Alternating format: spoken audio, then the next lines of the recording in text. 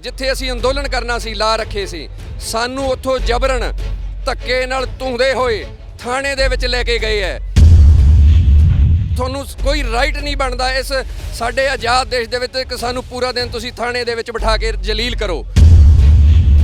ਉਹਨਾਂ ਦਾ ਇੱਕ ਸਾਫ਼ ਜਵਾਬ ਸੀਗਾ ਕਿ ਸਾਨੂੰ ਉੱਪਰੋਂ ਪ੍ਰੈਸ਼ਰ ਹੈ। ਇਹ ਜਿਹੜਾ ਪ੍ਰੈਸ਼ਰ ਸੀ ਸਾਨੂੰ ਨਹੀਂ ਪਤਾ ਉਹ ਅਮਿਤ ਸ਼ਾਹ ਦਾ ਸੀਗਾ ਜਾਂ ਡੀਜੀਪੀ ਦਾ ਸੀ।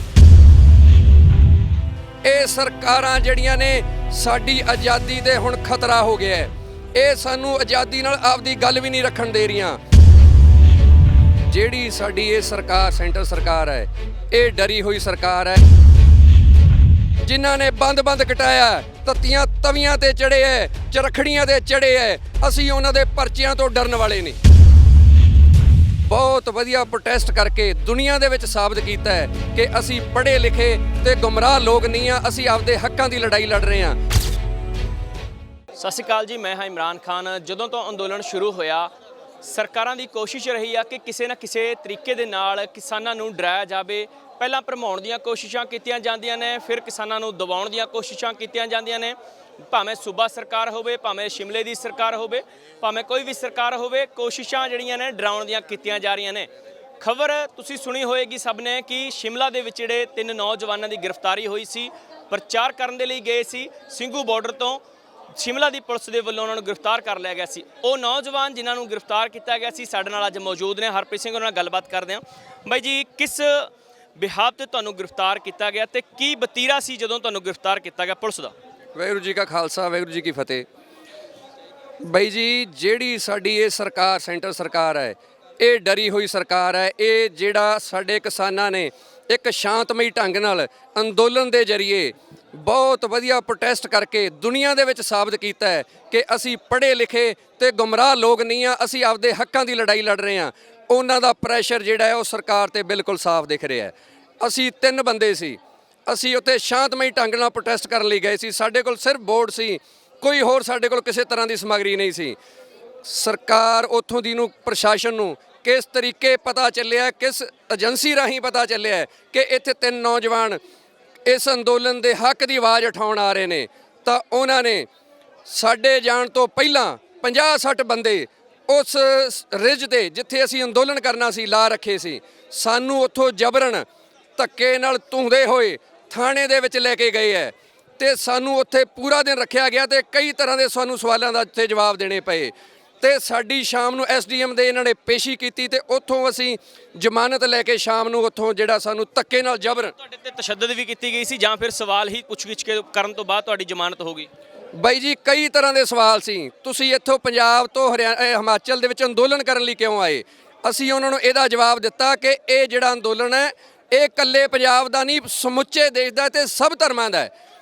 ਫਿਰ ਕਹਿੰਦੇ ਜੀ ਤੁਸੀਂ ਇੱਥੇ ਤੁਹਾਨੂੰ ਜਿਹੜੀ ਹੈਗੀ ਹੈ ਆਜ਼ਾਦੀ ਨਹੀਂ ਹੈ, ਤੁਹਾਨੂੰ ਇੱਥੇ ਦਫਾ 144 ਲੱਗੀ ਹੋਈ ਹੈ। ਅਸੀਂ ਉਹਨਾਂ ਨੂੰ ਕਿਹਾ ਕਿ 3 ਬੰਦਿਆਂ ਤੇ ਦਫਾ 144 ਲਾਗੂ ਨਹੀਂ ਹੁੰਦੀ।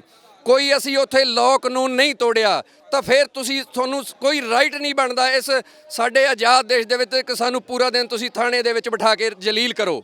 ਪਰ ਉਹਨਾਂ ਦਾ ਇੱਕ ਸਾਫ਼ ਜਵਾਬ ਸੀਗਾ ਕਿ ਸਾਨੂੰ ਉੱਪਰੋਂ ਪ੍ਰੈਸ਼ਰ ਹੈ। ਇਹ ਜਿਹੜਾ ਪ੍ਰੈਸ਼ਰ ਸੀ ਸਾਨੂੰ ਨਹੀਂ ਪਤਾ ਉਹ ਅਮਿਤ ਸ਼ਾਹ ਦਾ ਸੀਗਾ ਜਾਂ ਡੀਜੀਪੀ ਦਾ ਸੀ। ਇਹ ਸਰਕਾਰਾਂ ਜਿਹੜੀਆਂ ਨੇ ਸਾਡੀ ਆਜ਼ਾਦੀ ਤੇ ਹੁਣ ਖਤਰਾ ਹੋ ਗਿਆ ਹੈ। ਇਹ ਸਾਨੂੰ ਆਜ਼ਾਦੀ ਨਾਲ ਆਪਦੀ ਗੱਲ ਵੀ ਨਹੀਂ ਰੱਖਣ ਦੇ ਰਹੀਆਂ। ਮੈਂ ਦੇਸ਼ ਵਾਸੀਆਂ ਨੂੰ ਵਾਰ-ਵਾਰ ਕਿਹਾ ਚੈਨਲਸ ਤੇ ਕਿ ਤੁਸੀਂ ਇਹਨਾਂ ਦੀ ਸਰਕਾਰਾਂ ਦੀ ਮਾਨਸਿਕਤਾ ਨੂੰ ਸਮਝੋ। ਅੱਜ ਸਾਨੂੰ ਸੱਚ ਦੀ ਆਵਾਜ਼ ਨਹੀਂ ਰੱਖਣ ਦਿੱਤੀ ਜਾ ਰਹੀ, ਸਾਨੂੰ ਤਰ੍ਹਾਂ ਨਾਲ ਡਰਾਇਆ ਜਾ ਰਿਹਾ ਹੈ। ਪਰ ਮੈਂ ਇਹ ਸਰਕਾਰ ਨੂੰ ਤੁਹਾਡੇ ਚੈਨਲ ਰਾਹੀਂ ਆਗਾਹ ਕਰ ਦੇਣਾ ਚਾਹੁੰਦਾ ਕਿ ਅਸੀਂ ਉਹਨਾਂ ਗੁਰੂਆਂ ਦੀ, ਉਹਨਾਂ ਸ਼ਹੀਦਾਂ ਦੀ ਔਲਾਦ ਹੈ ਜਿਨ੍ਹਾਂ ਨੇ ਬੰਦ ਕਟਾਇਆ, ਤੱਤੀਆਂ ਤਵੀਆਂ ਤੇ ਚੜੇ ਹੈ, ਚਰਖੜੀਆਂ ਤੇ ਚੜੇ ਹੈ। ਅਸੀਂ ਉਹਨਾਂ ਦੇ ਪਰਚਿਆਂ ਤੋਂ ਡਰਨ ਵਾਲੇ ਨਹੀਂ। ਬਾਈ ਜੀ, ਸਿਰਫ ਔਰ ਸਿਰਫ ਇਹ ਡਰਾਉਣ ਦੀਆਂ ਕੋਸ਼ਿਸ਼ਾਂ ਕੀਤੀਆਂ ਜਾ ਰਹੀਆਂ ਨੇ, ਪਰ ਇੰਜ ਲੱਗਦਾ ਜਿਵੇਂ ਕਿਸਾਨਾਂ ਨੂੰ ਡਰਾਉਣ ਦੀਆਂ ਕੋਸ਼ਿਸ਼ਾਂ ਕੀਤੀਆਂ ਜਾ ਰਹੀਆਂ ਨੇ, ਕੋਸ਼ਿਸ਼ਾਂ ਜਿਹੜੀਆਂ ਹੋ ਰਹੀਆਂ ਨੇ ਇਹ ਸਰਕਾਰ ਖੁਦ ਡਰੀ ਹੋਈ ਆ ਤਾਂ ਜੋ ਅਜਿਹੇ ਜਿਹੜੇ ਹੱਥਕੰਡੇ ਅਪਣਾ ਰਹੀ ਆ। ਬਿਲਕੁਲ ਡਰੀ ਹੋਈ ਹੈ ਜੀ। ਮੈਂ ਪਹਿਲਾਂ ਚੈਨਲਸ ਤੇ ਭੁੱਲ ਗਿਆ, ਮੈਂ ਤੁਹਾਨੂੰ ਕਿ ਤੁਹਾਡੇ ਚੈਨਲ ਤੇ ਨਵੀਂ ਗੱਲ ਦੱਸਣੀ ਚਾਹਣਾ। ਇਹਨਾਂ ਦੀਆਂ ਏਜੰਸੀਆਂ ਉਦੋਂ ਦੀਆਂ ਸਾਨੂੰ ਫੋਲੋ ਕਰ ਰਹੀਆਂ। ਸਾਨੂੰ ਇਹਨਾਂ ਦੇ ਏਜੰਸੀਆਂ ਦੇ 3 ਬੰਦਿਆਂ ਨੂੰ ਫੋਨ ਆ ਰਹੇ ਹੈ, ਪਰ ਅਸੀਂ ਵਾਰ-ਵਾਰ ਸਭ ਨੂੰ ਕਲੀਅਰ ਕਰ ਚੁੱਕੇ ਹਾਂ। ਇਹਨਾਂ ਤੋਂ ਡਰਨ ਵਾਲੇ ਨਹੀਂ। ਸਵਾਲ ਉਹਨਾਂ ਦੇ ਵੀ ਸੁਣ ਲਓ ਜੀ, ਤੁਸੀਂ ਅੱਗੇ ਕਿੱਥੇ ਜਾਣਾ ਹੈ? ਤੁਸੀਂ ਇਹ ਅੰਦੋਲਨ ਕਿੱਦਣ ਸ਼ੁਰੂ ਕੀਤਾ ਸੀ? ਕਿੱਥੇ ਗਏ? ਕਿੱਥੇ ਅਰੈਸਟ ਹੋਏ? ਕਿਹੜੇ ਪਰਚੇ ਹੋਏ? ਪਰ ਮੈਂ ਫਿਰ ਅਗੇਨ ਕਹਿਣਾ, ਅਸੀਂ ਇਹਨਾਂ ਏਜੰਸੀਆਂ ਤੋਂ, ਇਹਨਾਂ ਸਰਕਾਰਾਂ ਤੋਂ ਡਰਨ ਵਾਲੇ ਨਹੀਂ। ਦੇਖੋ, ਕਿਸੇ ਨੂੰ ਤਾਂ ਕੁਰਬਾਨੀ ਕਰਨ ਲਈ ਅੱਗੇ ਆਉਣਾ ਪੈਣਾ ਹੈ। ਅਸੀਂ ਹਰੇਕ ਕੁਰਬਾਨੀ ਕਰਨ ਨੂੰ ਤਿਆਰ ਹਾਂ। ਯੂਥ ਇੱਥੇ ਹਰੇਕ ਕੁਰਬਾਨੀ ਕਰਨ ਲਈ ਆਇਆ ਹੋਇਆ ਹੈ, ਕਿਉਂਕਿ ਇਹ ਚਾਹੁੰਦੇ ਸੀ ਕਿ ਸ਼ਾਇਦ ਇਹ ਨੀਵੇਂ ਮੂੰਹ ਕਰਕੇ ਥੱਲੇ ਇੱਥੇ ਵਾਪਸ ਚਲੇ ਜਾਣਗੇ। ਜਦੋਂ ਸਾਡੀ ਅਣਖ ਤੇ ਗੈਰਤ ਤੇ ਗੱਲ ਆਈ, ਅਸੀਂ ਇਹ ਸਰਕਾਰ ਜੇ ਸਾਡੇ ਨਾਲ ਕੋਈ ਧੱਕਾ ਕੀਤਾ ਤਾਂ ਅਸੀਂ ਇਹਨਾਂ ਨੂੰ ਬਿਲਕੁਲ ਢੁਕਵਾਂ ਜਵਾਬ ਦਿਆਂਗੇ। ਵਾਪਸ ਐ ਸਿਰ ਨੀਵਾਂ ਕਰਕੇ ਕਦੇ ਨਹੀਂ ਮੁੜਾਂਗੇ। 26 ਤਰੀਕ ਆ ਰਹੀ ਆ, ਮਹਿਜ ਅੱਜ ਦਾ ਦਿਨ ਆ। ਸਿਰਫ ਕੱਲ ਜਿਹੜੇ ਆ ਟਰੈਕਟਰ ਪਰੇਡ ਹੋਣੀ ਆ। ਕੱਲ ਵੀ ਬਹੁਤ ਹਿੰਸਾ ਵੀ ਹੋ ਸਕਦੀ ਹੈ, ਜਿਵੇਂ ਸਾਜ਼ਿਸ਼ਕਰਤਾ ਦੇ ਪਹਿਲੇ ਚਿਹਰੇ ਬੇਨਕਾਬ ਹੋਏ ਸੀ, ਫਿਰ ਤੋਂ ਅਜਿਹੇ ਚਿਹਰੇ ਵੀ ਹੋ ਸਕਦੇ ਨੇ ਜਿਹੜੇ ਹਜੇ ਜਗ ਜ਼ਾਹਰ ਨਹੀਂ ਹੋਏ, ਬੇਨਕਾਬ ਨਹੀਂ ਹੋਏ। ਹਿੰਸਾ ਵੀ ਹੋ ਸਕਦੀ ਆ। ਬਿਲਕੁਲ ਉਹਨਾਂ ਦੀ ਕੋਸ਼ਿਸ਼ ਹੈ। RSS, ਜਿਹੜੀ BJP ਸਰਕਾਰ, ਇਹਨਾਂ ਦੀਆਂ ਸਰਕਾਰੀ ਏਜੰਸੀਆਂ, ਇਹਨਾਂ ਦੇ ਚੈਨਲਸ, ਜਿਹੜੇ ਬਹੁਤ ਵੱਡਾ ਵਰਗ ਹੈ, ਉਹ ਸਾਰੇ ਲੱਗੇ ਹੋਏ ਇਸ ਅੰਦੋਲਨ ਨੂੰ ਕਿਸ ਤਰ੍ਹਾਂ ਫੇਲ ਕੀਤਾ ਜਾਏ। ਬਹੁਤ ਵਾਰ ਇੱਥੇ ਬੰਦੇ ਫੜੇ ਗਏ ਹੈ। ਬਹੁਤ ਸਾਰੀਆਂ ਇਹੋ ਜਿਹੀ ਅਸੀਂ ਪ੍ਰੂਫ ਦੇ ਚੁੱਕੇ ਹਾਂ ਕਿ ਇਹ ਜਿਹੜੇ ਅੰਦੋਲਨ ਨੂੰ ਬਦਨਾਮ ਕਰਨਾ ਚਾਹੁੰਦੇ ਹੈ। ਪਰ ਮੈਂ ਇਸ ਗੱਲ ਤੋਂ ਬੜਾ ਖੁਸ਼ ਹਾਂ ਕਿ ਸਾਡੇ ਅੱਜ ਦੇਸ਼ ਦਾ ਜਿਹੜਾ ਵੀ ਕਿਸਾਨ ਆ ਜਾਂ ਹਰੇਕ ਵਰਗ ਹੈ, ਉਹ ਜਾਗਿਆ ਹੋਇਆ। ਸਰਕਾਰ ਦੀਆਂ ਜਿਹੜੀਆਂ ਇਹ ਕੋਝੀਆਂ ਚਾਲਾਂ ਸਾਡੇ ਵਿਰੁੱਧ ਚੱਲੀਆਂ ਜਾ ਰਹੀਆਂ, ਉਹ ਸਾਰੇ ਸਮਝਦੇ ਹੈ। ਪਰ ਅਸੀਂ ਡਰਾਂਗੇ ਨਹੀਂ। ਅਸੀਂ ਆਪਣੀ ਇਹ 26 ਜਨਵਰੀ ਦੀ ਜਿਹੜੀ ਪਰੇਡ ਹੈ, ਸ਼ਾਂਤਮਈ ਢੰਗ ਨਾਲ ਬਿਲਕੁਲ ਕਰਾਂਗੇ ਤੇ ਸਰਕਾਰ ਦਾ ਤਖਤ ਬਿਲਕੁਲ ਹਿਲਾ ਦੇਵਾਂਗੇ। ਵਰਲਡ ਸਾਨੂੰ ਦੇਖ ਰਿਹਾ ਹੈ, ਵਰਲਡ ਦਾ ਮੀਡੀਆ ਦੇਖ ਰਿਹਾ ਹੈ, ਤੇ ਅਸੀਂ ਇਸ ਅੰਦੋਲਨ ਦੇ ਡਿਸਪਲਿਨ ਤੋਂ, ਯੂਥ ਤੋਂ, ਜਿਨ੍ਹਾਂ ਨੂੰ ਇਹਨਾਂ ਨੇ ਪਤਤ ਕਿਹਾ, ਇਹਨਾਂ ਨੇ ਕਿਹਾ ਨਸ਼ੇੜੀ ਹੈ, ਉਹਦੇ ਤੋਂ ਵੀ ਖੁਸ਼ ਹੈ। ਉਹਨਾਂ ਨੇ ਆਪਣੀ ਜਿਹੜੀ ਹੈ ਇੱਥੇ ਜ਼ਿੰਮੇਵਾਰੀ ਬਿਲਕੁਲ ਵਧੀਆ ਤਰੀਕੇ ਨਾਲ ਨਿਭਾਈ ਹੈ, ਤੇ ਅਸੀਂ ਇਸ ਅੰਦੋਲਨ ਨੂੰ ਕਾਮਯਾਬ, ਇਹਨਾਂ ਕਾਨੂੰਨਾਂ ਨੂੰ ਰੱਦ ਕੀਤੇ ਬਿਨਾਂ ਬਿਲਕੁਲ ਵਾਪਸ ਨਹੀਂ ਜਾਵਾਂਗੇ। ਸੋ ਬਿਲਕੁਲ ਇਹ ਨੌਜਵਾਨ ਸੀ ਜਿਨ੍ਹਾਂ ਨੂੰ ਸ਼ਿਮਲਾ ਦੇ ਵਿੱਚ ਗ੍ਰਿਫਤਾਰ ਕੀਤਾ ਗਿਆ ਸੀ। ਬਹੁਤ ਜ਼ਿਆਦਾ ਸਵਾਲ ਕੀਤੇ ਗਏ ਤੇ ਨਾਲੇ ਇਹਨਾਂ ਨੇ, ਨੌਜਵਾਨਾਂ ਨੇ ਦੱਸਿਆ ਕਿ ਸਾਡੇ ਨਾਲ ਅਜਿਹਾ ਵਤੀਰਾ ਕੀਤਾ ਗਿਆ ਜਿਵੇਂ ਅਸੀਂ ਕੋਈ ਆਤੰਕਵਾਦੀ ਹੋਏ, ਟੈਰਰਿਸਟ ਹੋਣ। ਅਜਿਹੇ ਨੌਜਵਾਨ ਨੇ ਸਰਕਾਰ ਦੇ ਵੱਲੋਂ ਅਜਿਹੇ ਹੱਥਕੰਡੇ ਅਪਣਾ ਕੇ ਕੋਸ਼ਿਸ਼ਾਂ ਕੀਤੀਆਂ ਜਾ ਰਹੀਆਂ ਨੇ ਕਿ ਕਿਸੇ ਨਾ ਕਿਸੇ ਤਰੀਕੇ ਦੇ ਨਾਲ ਕਿਸਾਨ ਨੇ ਜਿਹੜੇ ਪਿੱਛੇ ਮੁੜ ਜਾਣ।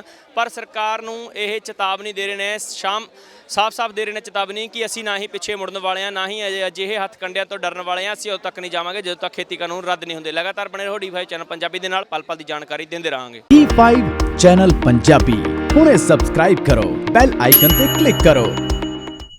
ਜਿੱਥੇ ਅਸੀਂ ਅੰਦੋਲਨ ਕਰਨਾ ਸੀ, ਲਾ ਰੱਖੇ ਸੀ, ਸਾਨੂੰ ਉੱਥੋਂ ਜਬਰਨ ਧੱਕੇ ਨਾਲ ਧੂੰਦੇ ਹੋਏ ਥਾਣੇ ਦੇ ਵਿੱਚ ਲੈ ਕੇ ਗਏ ਹੈ। ਤੁਹਾਨੂੰ ਕੋਈ ਰਾਈਟ ਨਹੀਂ ਬਣਦਾ ਇਸ ਸਾਡੇ ਆਜ਼ਾਦ ਦੇਸ਼ ਦੇ ਵਿੱਚ ਕਿ ਸਾਨੂੰ ਪੂਰਾ ਦਿਨ ਤੁਸੀਂ ਥਾਣੇ ਦੇ ਵਿੱਚ ਬਿਠਾ ਕੇ ਜਲੀਲ ਕਰੋ। ਉਹਨਾਂ ਦਾ ਇੱਕ ਸਾਫ਼-ਸਾਫ਼ ਜਵਾਬ ਸੀਗਾ ਕਿ ਸਾਨੂੰ ਉੱਪਰੋਂ ਪ੍ਰੈਸ਼ਰ ਹੈ। ਇਹ ਜਿਹੜਾ ਪ੍ਰੈਸ਼ਰ ਸੀ, ਸਾਨੂੰ ਨਹੀਂ ਪਤਾ ਉਹ ਅਮਿਤ ਸ਼ਾਹ ਦਾ ਸੀਗਾ ਜਾਂ DGP ਦਾ ਸੀ। ਇਹ ਸਰਕਾਰਾਂ ਜਿਹੜੀਆਂ ਨੇ ਸਾਡੀ ਆਜ਼ਾਦੀ ਤੇ ਹੁਣ ਖਤਰਾ ਹੋ ਗਿਆ ਹੈ। ਇਹ ਸਾਨੂੰ ਆਜ਼ਾਦੀ ਨਾਲ ਆਪਦੀ ਗੱਲ ਵੀ ਨਹੀਂ ਰੱਖਣ ਦੇ ਰਹੀਆਂ। ਜਿਹੜੀ ਸਾਡੀ ਇਹ ਸਰਕਾਰ, ਸੈਂਟਰ ਸਰਕਾਰ ਹੈ, ਇਹ ਡਰੀ ਹੋਈ ਸਰਕਾਰ ਹੈ। ਜਿਨ੍ਹਾਂ ਨੇ ਬੰਦ ਕਟਾਇਆ, ਤੱਤੀਆਂ ਤਵੀਆਂ ਤੇ ਚੜੇ ਹੈ, ਚਰਖੜੀਆਂ ਤੇ ਚੜੇ ਹੈ, ਅਸੀਂ ਉਹਨਾਂ ਦੇ ਪਰਚਿਆਂ ਤੋਂ ਡਰਨ ਵਾਲੇ ਨਹੀਂ। ਬਹੁਤ ਵਧੀਆ ਪ੍ਰੋਟੈਸਟ ਕਰਕੇ ਦੁਨੀਆ ਦੇ ਵਿੱਚ ਸਾਬਤ ਕੀਤਾ ਹੈ ਕਿ ਅਸੀਂ ਪੜ੍ਹੇ ਲਿਖੇ ਤੇ ਗੁੰਮਰਾਹ ਲੋਕ ਨਹੀਂ ਹਾਂ। ਅਸੀਂ ਆਪਦੇ ਹੱਕਾਂ ਦੀ ਲੜਾਈ ਲੜ ਰਹੇ ਹਾਂ।